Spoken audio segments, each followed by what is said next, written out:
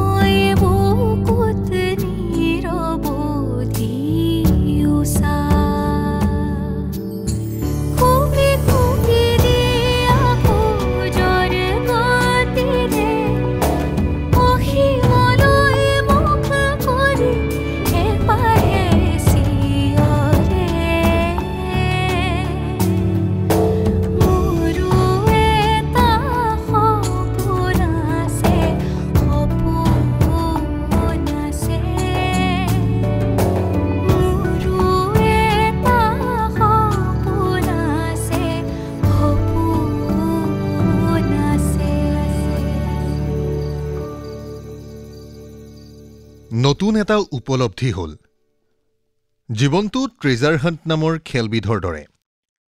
খেলিছেনে treasure hunt?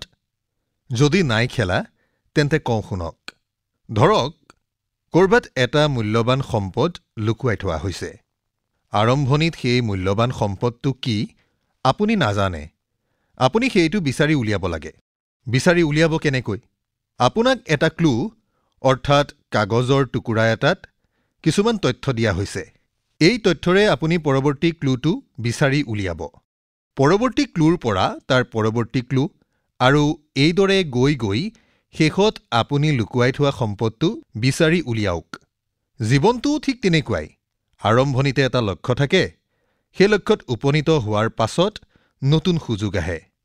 ফলত নতুন লক্ষ্যত উপনীত হোৱাৰ আকাংক্ষা জন্মে। এইদৰে লক্ষ্য খেদি খেদি গৈ থাকোঁতে শেষত আপুনিও এটা মহামূল্যৱান সম্পদ পাই যাব পাৰে। মনত ৰাখিব, লক্ষ্যৰ পৰা বিচলিত হ'লেই আপুনি সেই মহামূল্যৱান সম্পদটি আয়ত্ত কৰাৰ পৰা বঞ্চিত হ'ব পাৰে। মইতো ধৰিয়েই লৈছিলোঁ যে মাষ্টাৰ্ছ ডিগ্ৰীৰ পিছত মোৰ পঢ়া শেষ। মাষ্টাৰ্ছ ডিগ্ৰীৰ পাছত কি কৰিব পাৰি সেয়া জনাও নাছিলোঁ ভালকৈ। কিন্তু মাষ্টাৰ্ছ ডিগ্ৰী শেষ হওঁতেই মই নতুন ক্লু এটা পাই গ'লোঁ। অন্ততঃ পৰৱৰ্তী লক্ষ্য কি হ'ব গম পাই গ'লোঁ। ঠিক ট্ৰেজাৰ হাণ্ট নামৰ খেলবিধৰ দৰে। CSIRৰ JRF পোৱাৰ পাছত নতুন কিছুমান তথ্য পাই গ'লোঁ। এতিয়া মই ভাৰতৰ যিকোনো উচ্চ গৱেষণা প্ৰতিষ্ঠানত গৱেষণা কৰাৰ বাবে উপযুক্ত। এই প্ৰতিষ্ঠানবোৰত গৱেষণা কৰিবলৈ হ'লে ন্যূনতম অৰ্হতা নেট পৰীক্ষাত JRF হিচাপে উত্তীৰ্ণ হোৱাৰ প্ৰয়োজন। মই গম পালোঁ যে আমাৰ যিবোৰ ছিনিয়ৰে এইদৰে নেটত JRF পাইছিল তেওঁলোকে ইতিমধ্যে দেশৰ বিভিন্ন প্ৰতিষ্ঠানত গৱেষণা কৰি আছে। এইদৰে গৱেষণা কৰি PhD ডিগ্ৰী লাভ কৰিলে জীৱনত আৰু এধাপ আগবাঢ়ি যাব পাৰি। প্ৰথম কথা, বিজ্ঞানত নতুন আৱিষ্কাৰৰ সুযোগ পোৱা যায়। দ্বিতীয়তে, বিদেশ ভ্ৰমণৰ সুযোগ আহে। আৰু তৃতীয়তে, ইউনিভাৰ্চিটিৰ প্ৰফেচৰ পদত অথবা দেশৰ বিভিন্ন গৱেষণা প্ৰতিষ্ঠানত বিজ্ঞানী হিচাপে কাম কৰাৰ সুযোগ আহি পৰে। অৰ্থাৎ মই যদি MSc শেষ কৰি এইদৰে কোনোবা ভাল গৱেষণা প্ৰতিষ্ঠানত PhD কৰোঁ তেন্তে সম্ভাৱনাৰ পৰিসৰ ব্যাপকভাৱে বৃদ্ধি হ'ব। ফলত কলেজত শিক্ষকতা কৰাৰ ধাৰণাটো মোৰ মনৰ পৰা মাৰ গ'ল। কলেজত শিক্ষকতা কৰিলে হয়তো মোৰ সম্ভাৱনাৰ বাটটো বন্ধ হৈ যাব। এটা ডেড এণ্ড। মোৰ এনেকুৱাই ধাৰণা হ'ল। পিছে গৱেষণা কৰিম ক'ত? সেই সময়ত ভাৰতবৰ্ষৰ শ্ৰেষ্ঠ গৱেষণা প্ৰতিষ্ঠানবোৰৰ ভিতৰত আছিল বাংগালুৰুৰ ইণ্ডিয়ান ইনষ্টিটিউট অৱ ছায়েন্স, চমুকৈ IISc, মুম্বাইৰ Tata Institute of fundamental research, চমুকৈ TIFR ইত্যাদি।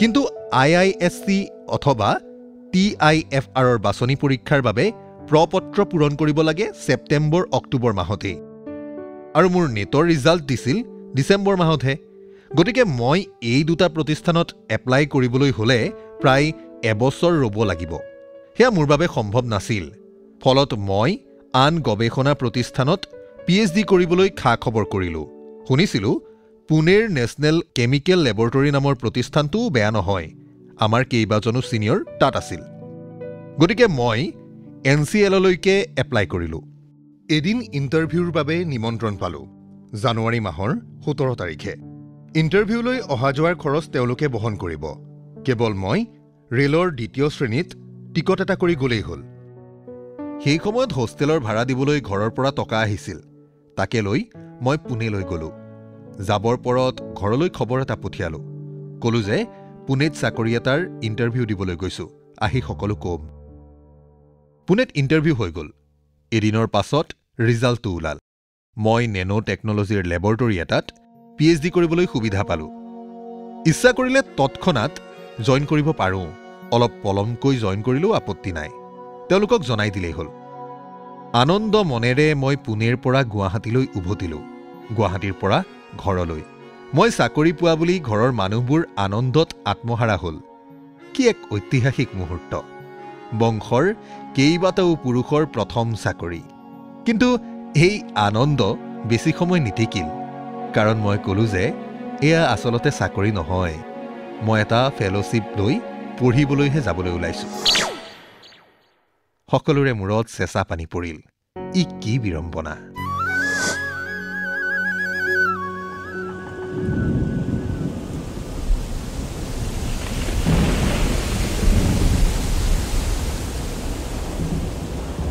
ফেব্ৰুৱাৰী মাহৰ আৰম্ভণিতেই আবতৰীয়া বতাহ ধুমুহা এজাক আহিল বতাহে ঘৰৰ মুধচ নিলে টকৌ পাতেৰে চোৱা ঘৰটোৰ ছালত য'তে ত'তে ফুটা হ'ল বৰঘৰ আৰু মানুহ থকা ঘৰৰ সংযোগী চেৱা গছৰ নাওৰাখনো ভাগি পৰিল ফলত আগৰাতিৰ বৰষুণৰ পানী ঘৰটোৰ চাৰিওফালে বিয়পি পৰিল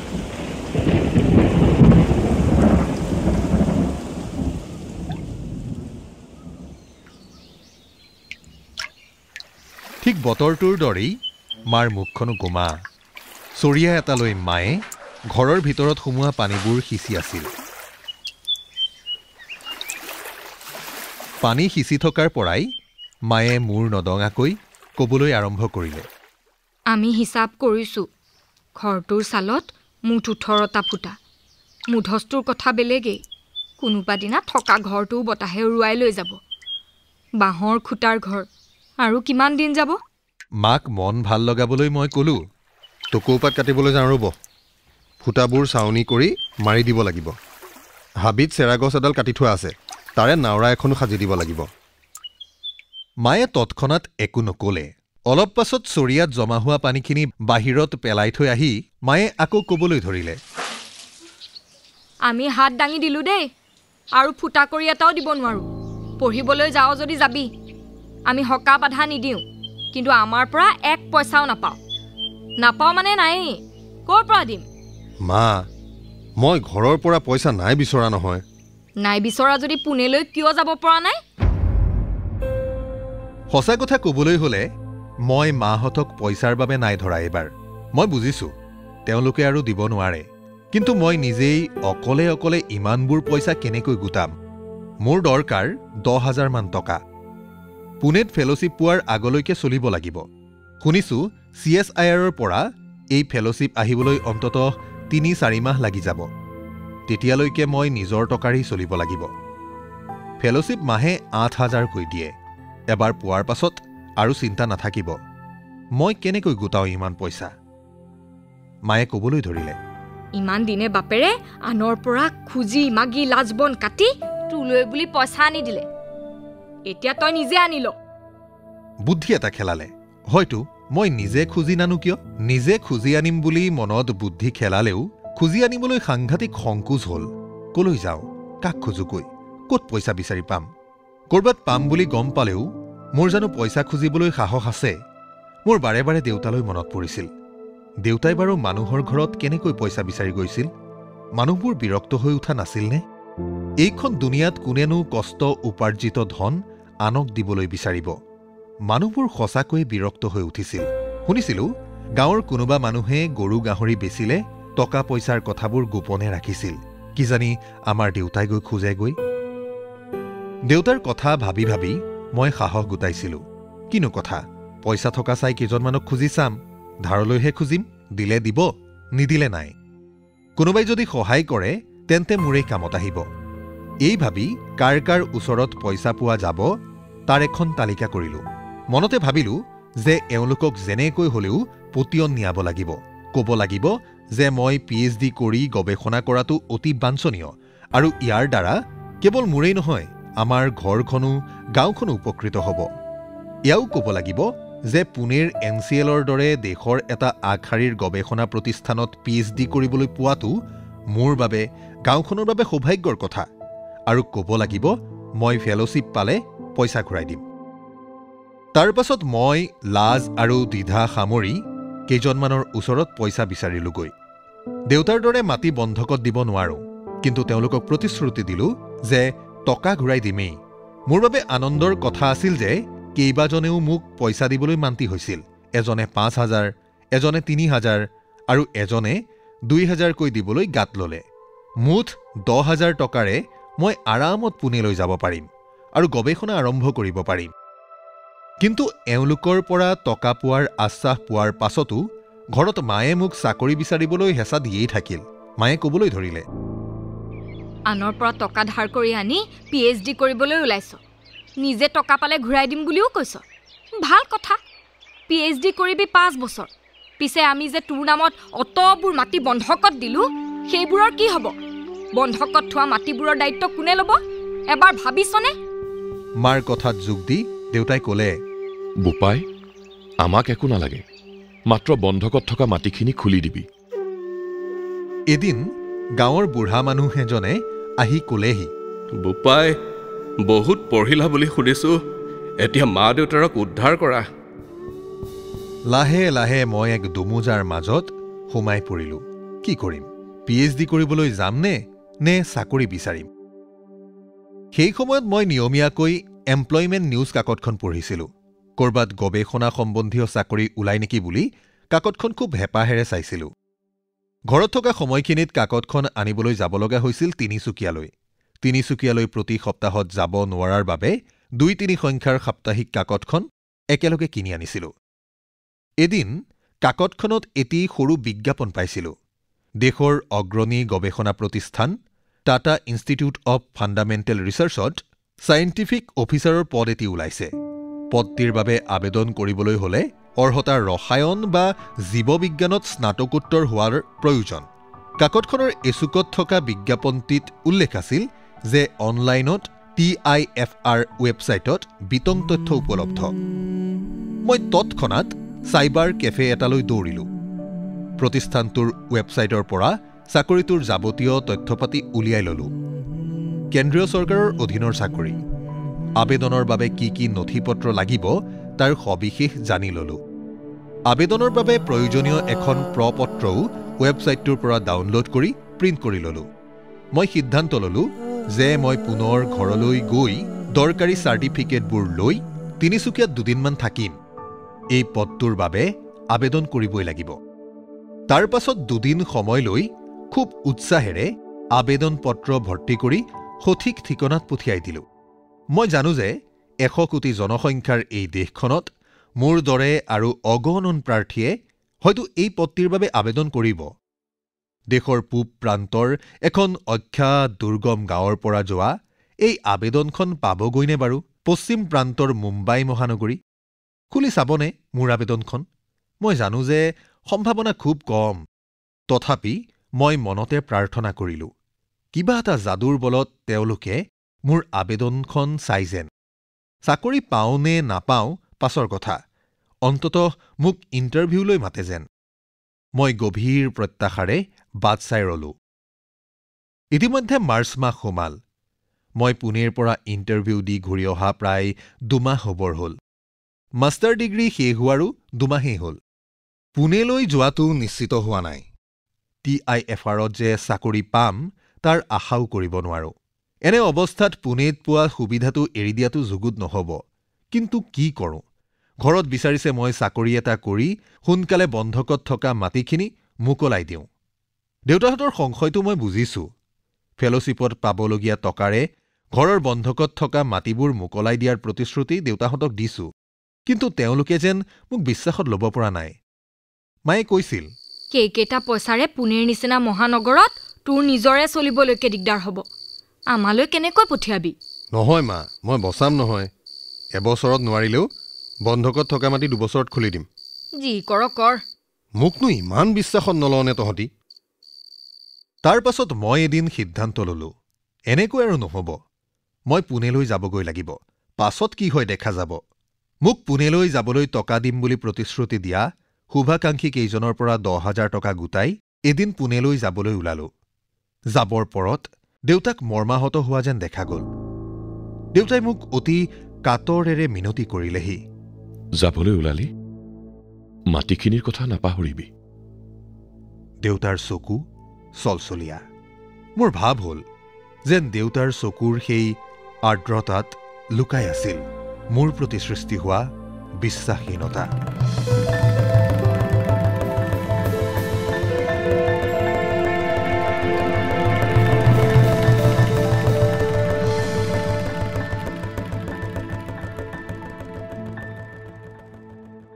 সমাজৰ প্ৰতিজন মানুহৰে একোটা দায়িত্ব থাকে, যেনে ৰজাই প্ৰজাক চোৱাৰ দায়িত্ব, ধনীয়ে দুখীয়াক উদ্ধাৰ কৰাৰ দায়িত্ব, জ্ঞানীয়ে অজ্ঞানীক জ্ঞান দিয়াৰ দায়িত্ব আৰু বহুত। ডাক্তৰে ৰোগীৰ ৰোগ নিৰ্মূল কৰাৰ, প্ৰফেচৰ শিক্ষকে ছাত্ৰ ছাত্ৰীক জ্ঞান দিয়াৰ, বিজ্ঞানীয়ে নতুন আৱিষ্কাৰৰ জ্ঞানৰ প্ৰসাৰ আৰু সমাজৰ সমস্যা দূৰ কৰাৰ, প্ৰযুক্তিবিদে নতুন উদ্ভাৱনেৰে মানৱ জীৱন সুচল কৰাৰ, সংবাদদাতাই দায়িত্ব সহকাৰে সংবাদ পৰিৱেশন কৰাৰ, ডাকুৱালে সঠিক সময়ত চিঠি পত্ৰ বিতৰণ কৰাৰ, মিলিটেৰীয়ে দেশৰ জনতাক ৰক্ষা কৰাৰ, বনৰক্ষীয়ে বন্যজন্তু চৰাই চিৰিকটিক ৰক্ষা কৰাৰ, কৃষকে ফচল উৎপাদনত মনোনিৱেশ কৰাৰ, ছাত্ৰ ছাত্ৰীয়ে অধ্যয়নৰ যোগেদি জ্ঞানৰ উৎকৰ্ষ সাধন কৰাৰ ইত্যাদি। মোৰ দৰে দৰিদ্ৰ পৰিয়ালত জন্ম লোৱাসকলৰ প্ৰথম দায়িত্ব হ'ল ঘৰৰ অৱস্থা সুচল কৰা। অৰ্থাৎ প্ৰথমে নিজে পঢ়া শুনা জ্ঞান কৌশল অৰ্জন কৰি ক্ৰমান্বয়ে ঘৰৰ, মাক দেউতাকৰ, পৰিয়ালৰ উন্নয়নৰ হকে কাম কৰাৰ, পাছত পাৰিলে সমাজৰ, মানুহৰ। পৰিয়াল উদ্ধাৰ হ'লেই দেশৰো উদ্ধাৰ হয়। উৰাজাহাজত যদি কেতিয়াবা যাত্ৰা কৰিছে তেন্তে আপুনি নিশ্চয় জানিব যে জাহাজৰ কৰ্মীয়ে উৰণৰ আগে আগে কয়, জাহাজত অক্সিজেন কম হ'লে মূৰৰ ওপৰত থকা মাস্কখন প্ৰথমে নিজেই পিন্ধক, তাৰ পাছত আনে পিন্ধাত সহায় কৰক। মনত পৰেনে? পঢ়ি শুনি অক্সিজেনৰ মাস্কখন মই নিজে পিন্ধিলোঁ। এতিয়া মই মা দেউতা, ঘৰৰ ভাই ভনীক মাস্ক নিপিন্ধোৱাকৈ কি আঁতৰি যোৱাটো উচিত? কথাবোৰে মোৰ মনত বাৰে বাৰে ক্ৰিয়া কৰিবলৈ ধৰিলে।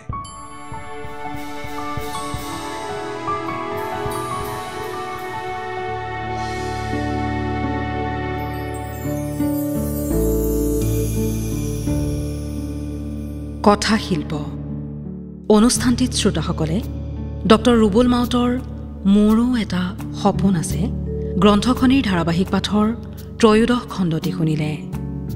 পাঠ আৰু ৰুবুল মাউতৰ চৰিত্ৰত ঝুনা কংকন ভূঞা।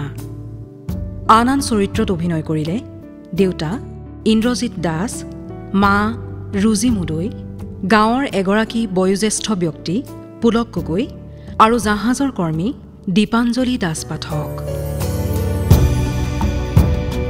শীৰ্ষগীতৰ কথা ইউৰেকা কাকতিৰ, সুৰ বৰষা বৰাৰ, কণ্ঠ সুকন্যা কাশ্যপ মহন্তৰ, সংগীত মনদীপ আৰু মনমিত মহন্তৰ, প্ৰযোজনা ইন্দ্ৰজিৎ দাসৰ। মোৰো এটা সপোন আছে গ্ৰন্থখনিৰ ধাৰাবাহিক পাঠৰ পৰৱৰ্তী খণ্ডটি শুনিবলৈ পাব অহা সপ্তাহৰ এই একেটা বাৰৰ এই একেই সময়তে।